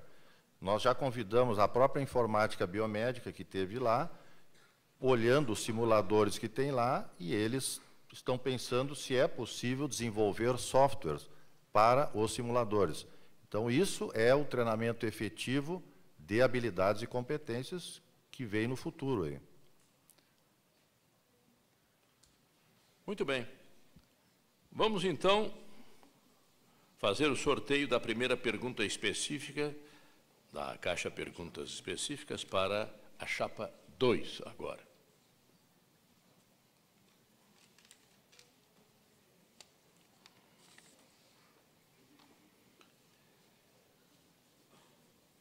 Liane Rota, Proplan. Não especifica, é técnico, não? Deve ser técnica, não? É professora? Não marcou. Posso marcar? Posso marcar? Marquei. A pergunta é a seguinte: como a chapa 2 pretende gerenciar os recursos destinados à assistência estudantil? Solicito que as candidatas façam uma análise discorrendo a respeito do processo, como é realizado hoje e quais seriam as intervenções com vistas a futuras melhorias. Esta é a pergunta de Liane Rota, professora, dirigida à chapa 2, que a partir desse momento tem 3 minutos para a resposta. Bom, obrigada à professora Liane, que não se encontra aqui. Esse é um assunto que nos é muito caro, assistência estudantil. nós formamos um grupo de estudos, um grupo de trabalho, com a participação dos estudantes, para justamente estudar essa questão. E eles foram incansáveis em encontrar as fontes de recurso, as possibilidades, e nos dizer quais são as necessidades que eles têm. Então, nós estudamos o Programa Nacional de Assistência Estudantil e descobrimos que existe uma dotação orçamentária que vem extra-matriz orçamentária, especificamente para o PNAES, que é em torno de R$ 1,5 milhão na nossa universidade, e que, com isso, é possível financiar as bolsas atuais, os recursos atuais de moradia, alimentação e permanência. A Bolsa Permanência é extra ainda, o PNAES. Bom, mas a gente precisa fazer o RU. Como é que a gente vai financiar o RU? No modelo de RU que a gente pensa em fazer, que é da refeição pronta, já trazida para o local, então, com um custo mais ou menos de R$ 8,50. Então, a gente fez várias simulações de como poderia ser o custo total da refeição, para um custo de R$ 4,25 para o aluno, por exemplo, durante um ano, considerando o modelo da Unipampa, que tem 160 lugares e serve 1.000 refeições por dia, no diurno, 1.200 no diurno e 1.000 no noturno, a gente precisaria de R$ 1,20 por ano. Esses recursos podem sair do PNAES, mas a gente não quer abrir mão das bolsas, e podem sair de recursos próprios. Por exemplo, a universidade recebe R$ 1,5 milhão em recursos próprios de aluguéis, cursos que são realizados aqui, outros recursos extra-matriz orçamentária também. Então, pode ser retirado da matriz, se for o caso, se for uma prioridade. Se a gente já contou aqui mais um jardim, mais uma decoração de Natal, vários itens de custeio que talvez não fossem tão prioritários quanto a assistência estudantil, a gente pode tirar, se a gente puder, mas com a restrição orçamentária, o que a gente precisa fazer é buscar mais recurso desse recurso extra que a universidade ganha, que não está na matriz, e que a gente pode ampliar, atraindo projetos de pesquisa e de inovação, atraindo mais cursos, usando mais as nossas dependências, que são tão bonitas, para esse recurso da assistência estudantil. Não vão gastar o tempo todo. Então, já que a gente pode falar mais um pouquinho, enquanto isso não fica pronto, enquanto o RU não fica pronto, existem algumas alternativas que nós pensamos, como, por exemplo, fazer copas que são de baixo custo, algumas até já existem e foram trancadas para evitar o uso ali no prédio 3. Isso já facilitaria muito se a gente pudesse trazer a nossa comida de casa e ter um lugar para comer. Então, isso já ajudaria, enquanto a gente não tem o RU pronto ainda, fazer convênios com restaurantes da Redondeza, ou mesmo com os nossos restaurantes, para ter um prato fixo com preço mais baixo para os nossos estudantes. Já consideramos também fazer um convênio com o IF Centro, o Instituto Federal do Centro, já marcamos uma reunião com o diretor, essa é só uma possibilidade, mas a gente pensou em várias alternativas. Vou dizer que esse grupo de pesquisa está trabalhando bastante, grupo de trabalho, desculpa.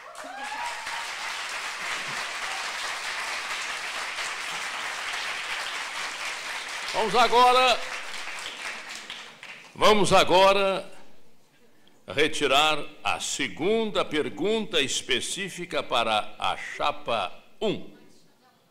Aqui está, muito obrigado.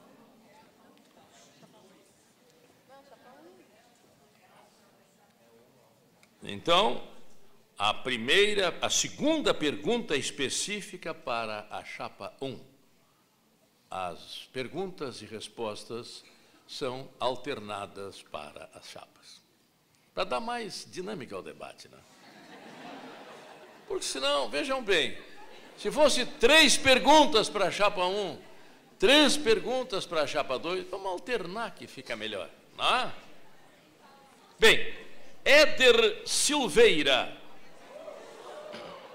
professor, Departamento de Educação e Humanidades. Ele pergunta para a chapa 1. Atualmente, na UFCS-PA, eu não gosto de dizer UFSCA, fica difícil. Posso errar isso aí? Atualmente, ou se vocês quiserem, Universidade Federal de Ciências da Saúde de Porto Alegre, uma grande universidade.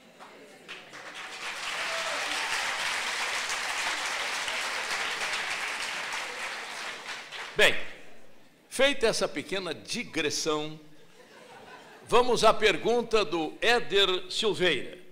Atualmente, aqui na universidade, praticamente inexiste, segundo ele, uma prática de gestão de pessoas e a comunidade universitária há muito pede recriação de setores específicos para a realização de uma efetiva gestão de pessoas na universidade, sendo a questão, inclusive, objeto de pedido. Objeto de pedido. Vocês desculpem porque eu estou interpretando aqui, não vem dar. Objeto de pedido, formar técnicos administrativos. No ano de 2015, como a chapa situacionista pretende destravar essa demanda? É a pergunta de Éder Silveira, professor do Departamento de Educação e Humanidades, dirigida à chapa 1, que tem 3 minutos para a resposta. Obrigado, professor Éder. A universidade hoje, ela desenvolve algumas ações que não estão articuladas num único setor como política relacionadas à questão da gestão de pessoas. Porque gestão de pessoas envolve o elemento da seleção, faz parte da gestão de pessoas. Então, os processos de seleção de professores e de técnicos são um dos elementos que compõem essa questão da gestão de pessoal. Os processos de capacitação e qualificação, que envolvem servidores técnico-administrativos, foram, nos últimos anos, definidos, em parceria com a CIS, um conjunto de cursos de treinamento e de preparo das pessoas para o desempenho da sua função. Além disto, nós temos alguns programas que são desenvolvidos pela Prograde de orientação e formação de professores. E alguns professores e técnicos também têm apoio para desenvolver programas de capacitação e qualificação fora da universidade. Outra questão importante que envolve gestão de pessoas é o aspecto de cargos e salários.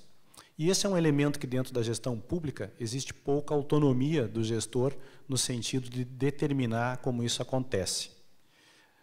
Alguns elementos que nós achamos importantes na discussão desse tema é, em primeiro lugar, a criação da Pró-Reitoria de Gestão de Pessoas, que antes nós havíamos discutido a criação de um programa, agora estamos apresentando uma proposta, porque achamos que a realidade atual exige isso na universidade, uma Pró-Reitoria de Gestão de Pessoas. Esta proposição traz a centralidade dessas atividades, dessa política vinculada a esse setor, a ampliação e a revisão da forma como se dá esse processo de capacitação e qualificação, e também a revisão dos processos de avaliação de desempenho do servidor, de tal forma que esses processos permitam se constituir em atividades que colaborem da reorganização do trabalho naquele setor em que o servidor está vinculado.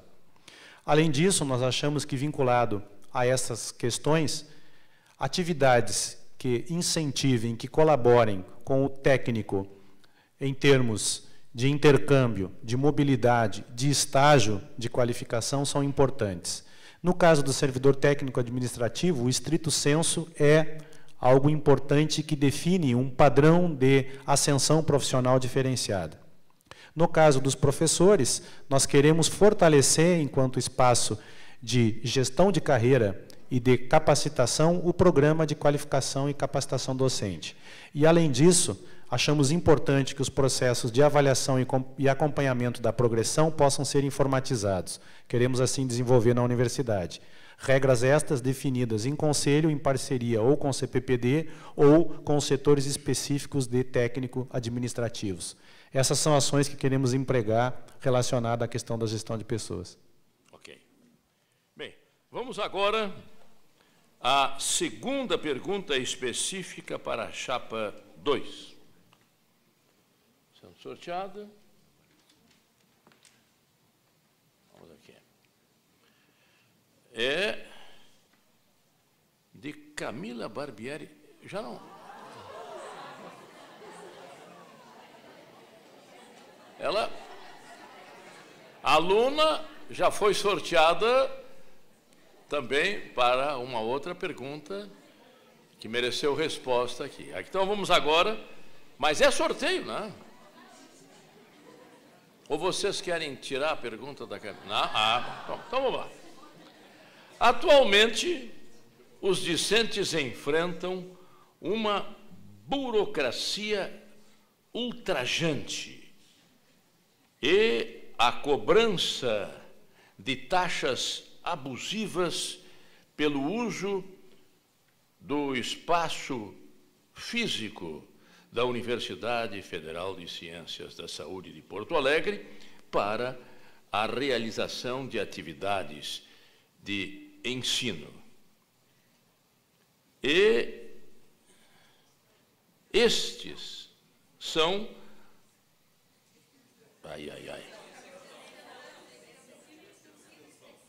Os candidatos pretendem manter isso?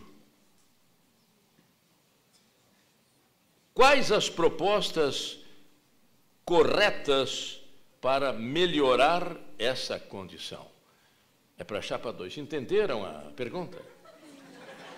Eu fui titubeante porque realmente... Não, mas se vocês entenderam, tudo ok. Vamos à resposta em 3 minutos. Entendemos porque nós entendemos essa questão há muitos anos. Nós estamos ouvindo as queixas dos discentes em relação a essa questão da burocratização. Há pouco tempo, eu tenho uma aluna que fez o ensino médio nos Estados Unidos e que está cursando agora a graduação aqui na UFSPA. Ela está prestes a se formar e ela já conseguiu os documentos todos da escola de ensino médio dela, que ela cursou há 5 anos atrás em outro país, mas ainda não tinha conseguido os documentos daqui, porque eles demoravam bem mais. Então, essa questão da burocratização, Camila, é muito importante para nós. Uma das propostas mais importantes é a informatização dos processos. Nós fomos a vários lugares procurar sistemas acadêmicos. Nós descobrimos que aqui mesmo tem um sistema que pode ser usado para a desburocratização dos processos. Nós fomos ao TRF, que tem um sistema para processos administrativos. Então, pode fazer de casa, inserir todos os documentos em casa mesmo para fazer os pedidos, não precisa daquela pastinha de papel.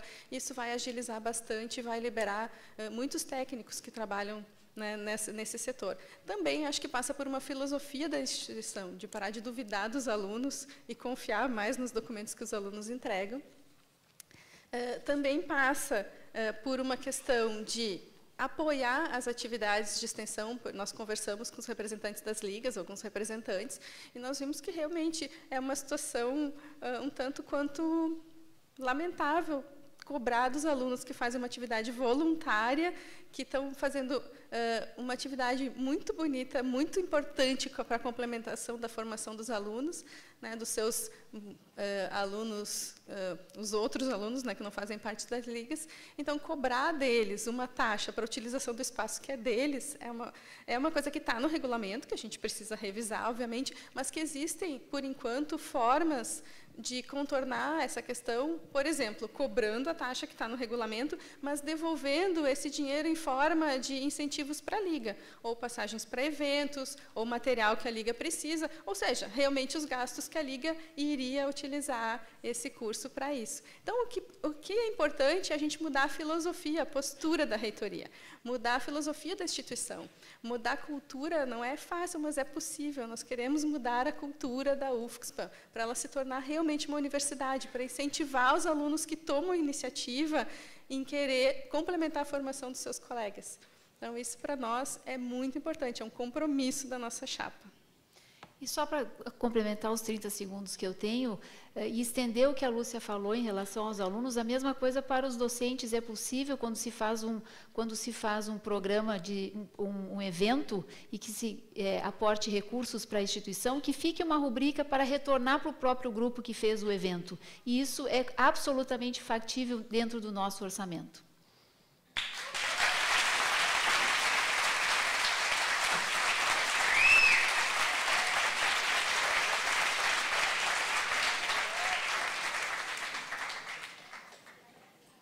Encerrando, então, este bloco, nós temos a terceira e última pergunta específica para cada uma das chapas. Essa aqui é para a chapa 1. Renata Guedes, DCPS, docente. Agora a pergunta eu faço, o que é DCBS? Departamento... Como é? Perfeito. Então, está respondida a pergunta. E nós vamos agora à pergunta da chapa 1, para a resposta da chapa 1. Renata Guedes diz, a expansão de cursos de graduação da UFCS-PA foi realizada sem consulta à comunidade acadêmica. Como pensam em consolidar e qualificar os avisos já existentes e que carecem de docentes técnico-administrativos? Não são avisos, eu vou repetir. Como pensam em consolidar e qualificar os cursos já existentes e que carecem de docentes técnico-administrativos e infraestrutura? Isso é o que diz Renata Guedes. E a resposta, em 3 minutos, é da chapa 1. Obrigado, professora Renata, pela pergunta. Em primeiro lugar, toda a criação de curso nessa universidade é discutida no Conselho Universitário. E nesse ambiente, nesse espaço, os grupos que propõem essa discussão e essa criação participam e levam ao Conselho elementos que fomentam a discussão e a forma como o curso vai ser lá construído. Certamente, ao longo dos últimos anos, nós tivemos uma série de debates relacionados à pertinência ou não da criação de cursos da nossa instituição, quer sejam diurnos, quer sejam noturnos, em diferentes áreas. E ocorreram momentos de discussão onde parte da comunidade se posicionava favorável e parte não.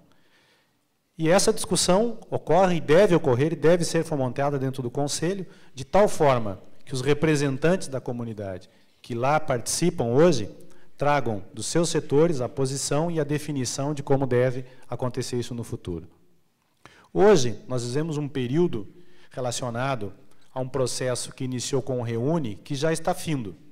O Ministério hoje coloca e apresenta uma discussão de que não teremos, nos próximos anos, expansão. Não haverá a possibilidade da criação de novos cursos. Então, o nosso desafio está colocado na consolidação dos cursos já existentes. Nesse sentido, a universidade deverá atuar priorizando o apoio para estes cursos em consolidação, quer seja relacionado às condições de infraestrutura, aquisição de equipamentos, instituição de laboratórios, a capacidade de articularmos laboratórios multiuso dentro da universidade para acolher as atividades que são desenvolvidas e buscarmos, dentro da liberação que estarão ocorrendo de possíveis vagas com os novos cursos, a ampliação do quadro de pessoal. Isso não é um cenário fácil no futuro agora, porque nós temos já dificuldades que estão sendo colocadas pelo governo diante desse cenário orçamentário de pessoal. Mas nós acreditamos que temos na universidade a capacidade de construirmos juntos soluções nesse sentido. Ao longo dos anos, temos como resposta a forma como todos os cursos que foram criados aqui na universidade são classificados e são reconhecidos. Sempre acontecendo de forma a ser externamente reconhecida a sua qualidade, o seu perfil, o seu papel, tanto pelos órgãos de controle que os avaliam, quanto pela sociedade que também os avalia e os recebe. Bem, vamos então à terceira e última pergunta específica para a resposta da chapa 2.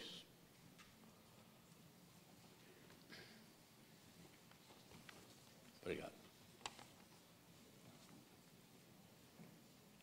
Wanda, aluna também, biomedicina.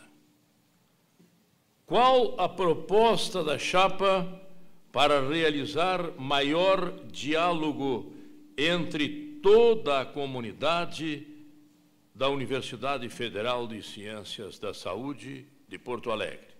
Resposta da chapa 2 em 3 minutos.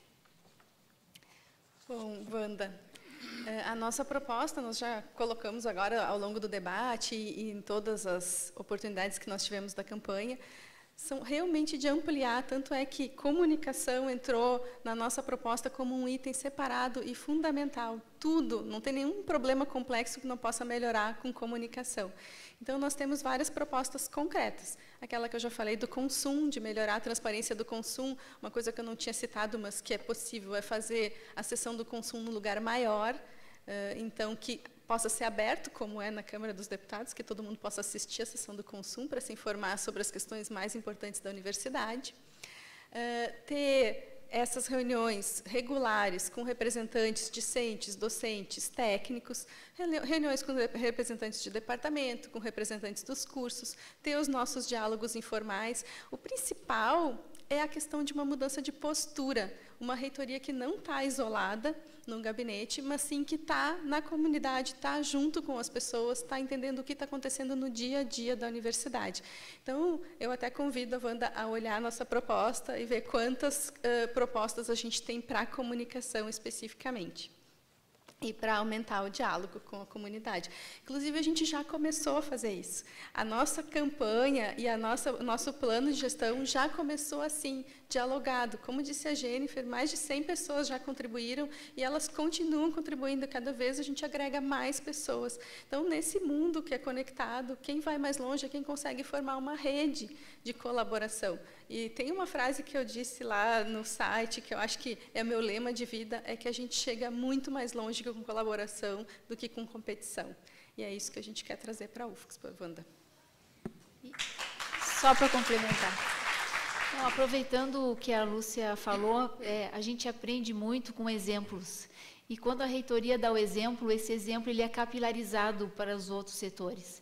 Então, é com essa mudança de cultura que a gente realmente acredita que nós conseguimos realmente efetivar um sistema efetivo de comunicação.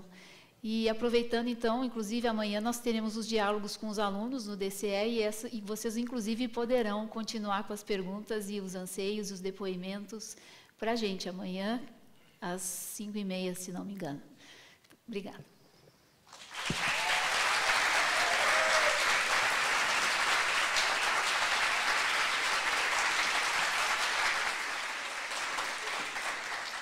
Esta foi a resposta da chapa 2 à terceira pergunta específica que foi dirigida a essa chapa. Meus amigos, nós chegamos agora ao final do debate.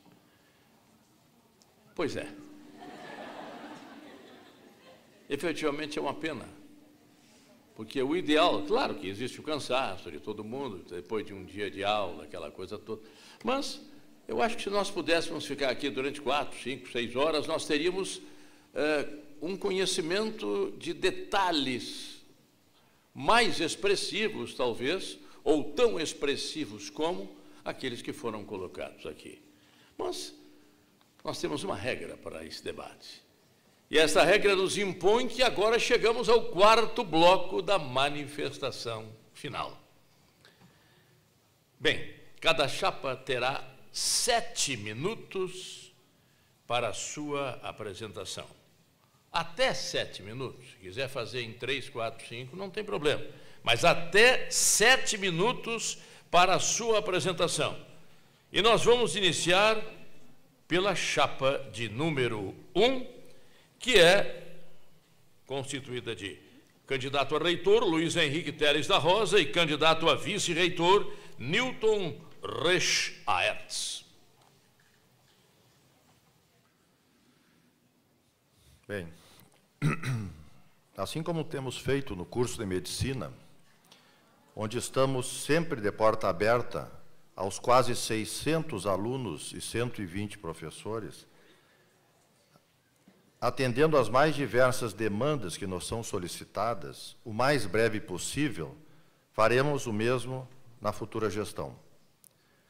Achamos que as demandas devem ser discutidas e trazidas pelos mais diversos setores, departamentos, cursos, para uma decisão conjunta serem adotadas as futuras ações. Assim é o que fazemos e esta é a proposta, pelo menos minha pessoal, a continuar com o professor Luiz. Posso dizer que nunca fui derrotado em uma escolha ou decisão e eleição. Tenho a certeza que nessa consulta também não seremos. Digo isso porque, com a excelente participação da comunidade, a qualidade da campanha e a excelência das propostas das chapas, tenho certeza que só haverá vencedores.